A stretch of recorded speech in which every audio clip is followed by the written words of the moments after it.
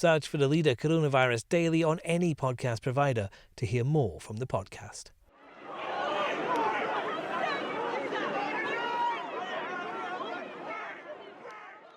There were 65 arrests in London during a weekend of Black Lives Matter protests. It's a fraction of the thousands who turned out. But Met Commissioner Cressida Dick's written in the Evening Standard to say while she understands the utter horror and anger around the death of George Floyd in Minneapolis, she was appalled by scenes that saw 49 of her officers injured, several seriously. Our editorial column says the issues around the protests seem to be causing some of our public figures to send mixed messages. It's right that George Floyd's death in Minneapolis should be a catalyst for far-reaching change. But we are also in the midst of a national health emergency. Ministers whose moral authority has been undermined by the Dominic Cummings affair have sought to make this clear, but others have dodged the issue. Labour's Shadow Foreign Secretary Lisa Nandy, whose views were endorsed by her leader Sir Keir Starmer, says that she supports the right to protest, but that people should socially distance. London's Mayor Sadiq Khan said only that protesters should stay within the law. Both were being disingenuous. It's unlawful to gather in groups of more than 6, regardless of social distancing. If they think the cause merits law breaking, which is a legitimate argument that history has shown to be sometimes necessary, they should say so explicitly. There's also been muddled thinking about the health dangers involved. The Bishop of Dover, Rose Hudson Wilkins, claims the protesters responsibly weighed up the risk.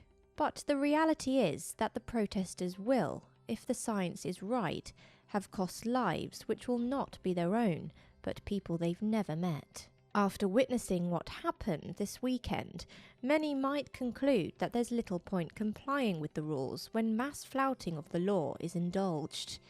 That's wrong. There are better ways to protest while protecting lives.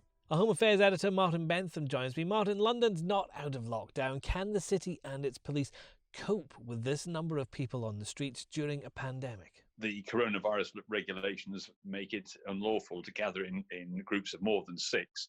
And clearly, if you're turning up to a mass protest, you're gathering in a group of more than 6. You're not complying with the law. And it's not just a law for the sake of it. The law is there because it's meant to be protecting people, not just the people who are there at the event itself. There seems to be a lot of confusion about this. It's not about the risk to yourself when you turn up to an event.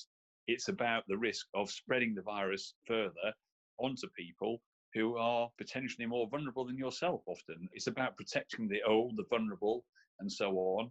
And of course, the other irony of this is that the protest was about Black Lives Matter saving Black lives, but actually, unfortunately, the evidence so far is that the disproportionate number of people who are dying from coronavirus are from ethnic minorities and minority backgrounds. If the scientists are correct, the unfortunate reality of what has happened is that the virus will spread more quickly, more people will die than otherwise would have been the case, and unfortunately more of those people will be from a minority background. That is the scientific evidence as it stands. It may turn out to be wrong, let's hope it is. It must be incredibly difficult to police a situation like that with so many people there, so much anger there, and this additional problem of coronavirus spreading inside the city. Well, I mean, clearly that is a concern, and some people obviously quite understandably have thought, what on earth is happening? Why on earth are people being allowed to flout the law in front of our eyes in the centre of London in large numbers when the rest of us are being subjected to new quarantine rules? So of course lots of people will look at that and think, why on earth has this happened? Why wasn't there a more robust policing plan in place to stop people gathering in these large numbers? The Metropolitan Police's answer to that, and indeed I think police elsewhere, has been that actually it's very difficult to do that. If people do turn up in large numbers, policing needs to be by consent. And to actually, in a situation such as this, if you try to mount the scale of policing operation which would be needed to have prevented a large-scale demonstration of this type happening, then you may well have fueled further violence and had a negative effect in that respect. The police, obviously, as usual, are stuck in between two spectrums of those who want them to be very robust in enforcing the law and those who are critical when even limited measures are taken to try to restrain people in these circumstances. Search for the Leader Coronavirus Daily on any podcast provider to hear more from the podcast.